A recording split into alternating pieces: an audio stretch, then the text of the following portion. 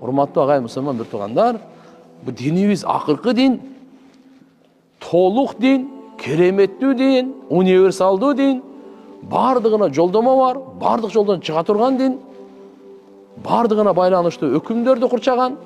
Пайгамбар саллаллаху алейхи ва саллям ушундай чоң аманатты алып келди. Бүткүл адам затты ошого чакырды. Кутулам десең ушуга кел. Жыргайым түбөлүктү десең ушуга кел.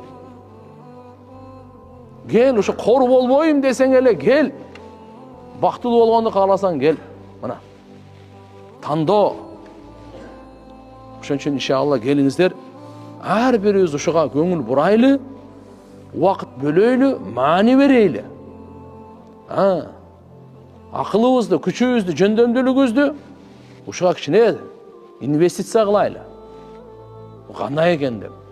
Дүйнөнү куруп таштап кетип калып, тополоң кылбай, өзүбүздү куруп алайлы биринчи. Дүйнө курулбай, ал не важный ал.